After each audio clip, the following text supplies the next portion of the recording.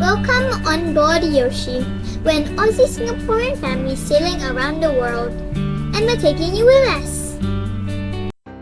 Today we're going to share with you the good, the bad, and the unexpected in Montenegro. We came for the dream, but got a few unexpected surprises along the way.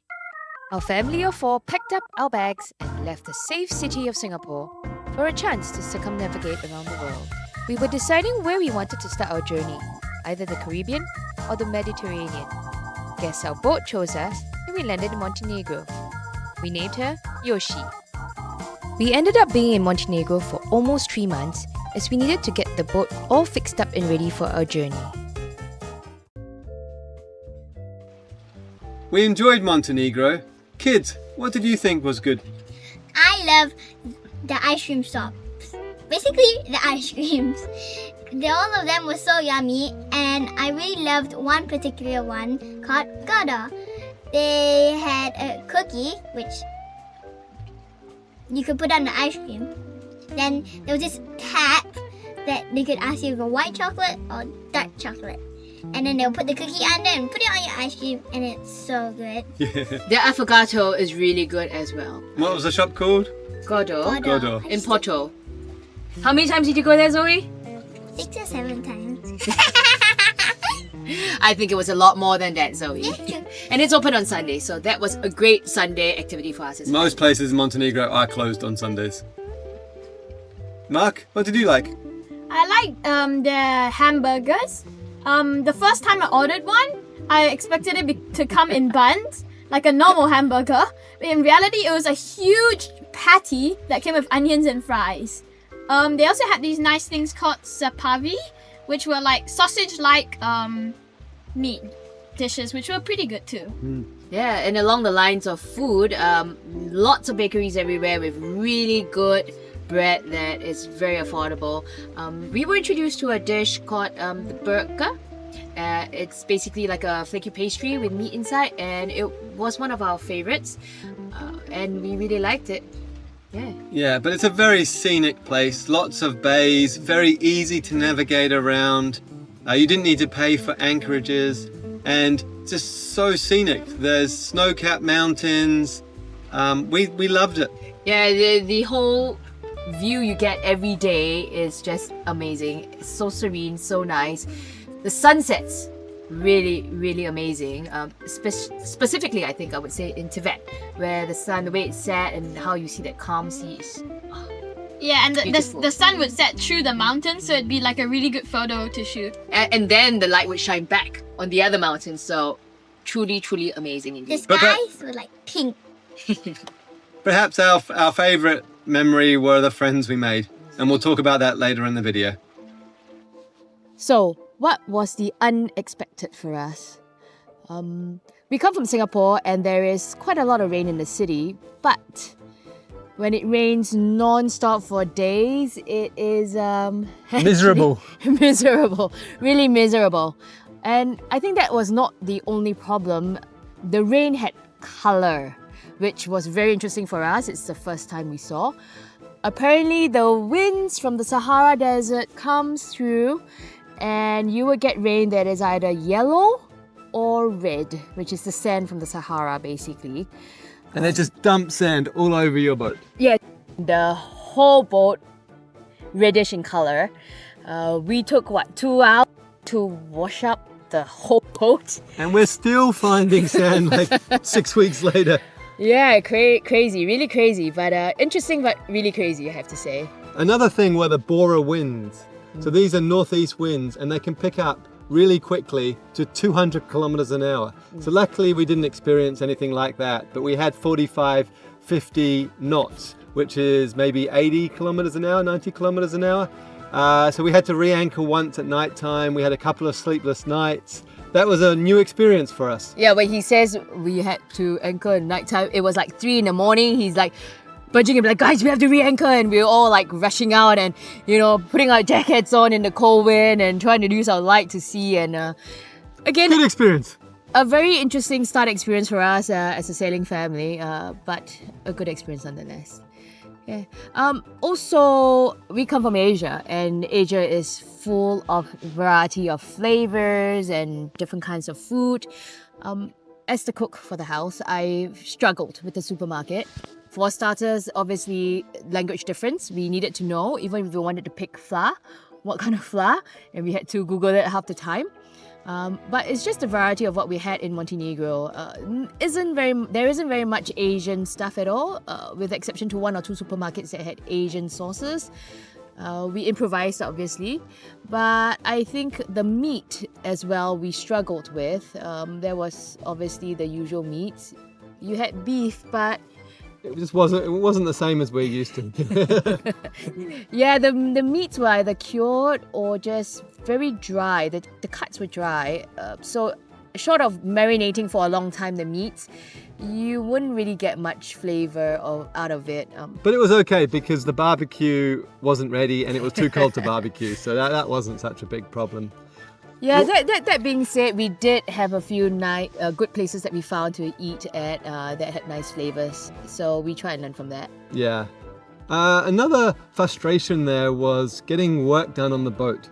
So it was raining, people didn't want to work in the rain, so things just took so much longer than we expected.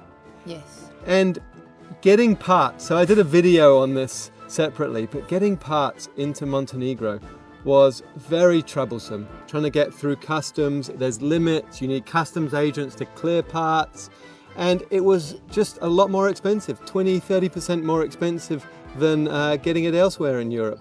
So that was really frustrating, not just the time, but the extra money and the complexity to do it. I think it's because, while Montenegro is around EU countries, it is not an EU country by itself. So the entire import methodology, customs requirements is just a lot more and more challenging. Very challenging, very challenging. We managed to get some things from Amazon, but it was very limited on what they would ship there.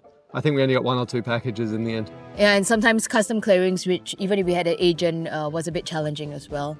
Even with an agent, so the propellers was a good example. So we ordered those maybe 12 weeks before we wanted them.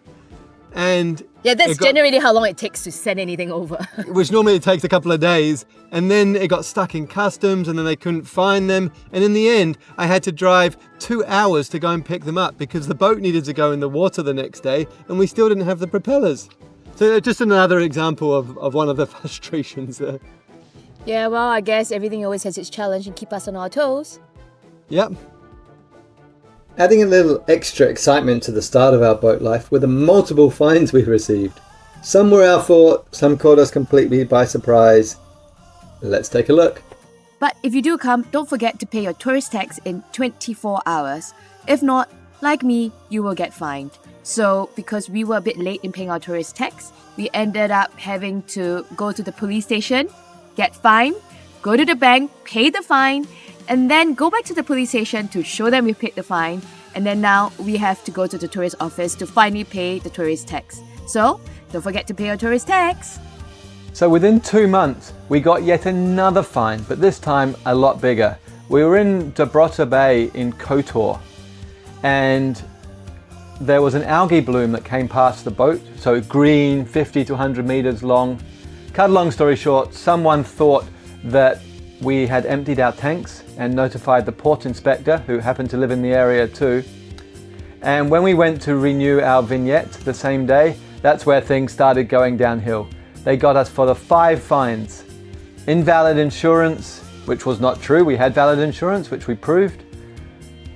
Emptying our tanks, which we didn't do. Not having a valid vignette, which expired the day before and we were going in on Saturday morning to renew it anyway. For anchoring in a prohibitive zone, which we had no idea it was. We looked on Navly, it looked fine. Apparently you need to call into VTS, Vessel Traffic System, every time you want to anchor, which no one had heard about, including us. And the 5th fine was not answering our VHF, which apparently they called us on in the morning. So managed to get the fines down to 4 out of the 5. It wasn't worth arguing with them. it was a very one-sided conversation. But it was even more annoying trying to pay the fine. So it was 350 euros in total, and I spent probably 4 or 5 hours going to 4 banks, I think, in the end, trying to figure out how to pay the fine, going to the post office. I even had to get the port inspector to come down to the post office and the bank with me to prove to him and get his help to try and pay the fine. In the end, I had to pay at the port office itself in cash because I wasn't a resident and that was the only way to pay the fine. So a lot of wasted time, a lot of wasted money for things that we did not do. To leave a final and worst taste in our mouth, as we were leaving Montenegro, the police tried to get us for overstaying our visa, which is very black and white in my mind. We had 90-day visa, we stayed for 83, but somehow they were trying to argue that we'd overstayed 90 days. So people say that Singapore is a fine country, but Montenegro is a finer country. So, what was life really like once we moved on board? In many ways, it wasn't that different from life back home. We still had school, chores, groceries, laundry, and all the usual day-to-day responsibilities. The difference was in how we did them. Even simple tasks often took a little more planning. Take cleaning for example. Keeping a boat clean is very much a team effort. The deck is constantly exposed to salt spray, so regular washing isn't just about appearances. It's about protecting the boat from corrosion. Homeschooling was another adjustment. We had to find a balance between maintaining structure and discipline while staying flexible enough to explore the places we visited. After all, some lessons are best learned outside the classroom. Then there was grocery shopping. You quickly learn to plan ahead because forgetting an item isn't as simple as popping back to the store. We would look for supermarkets close to where we could safely leave the tender, then load up enough provisions for the week.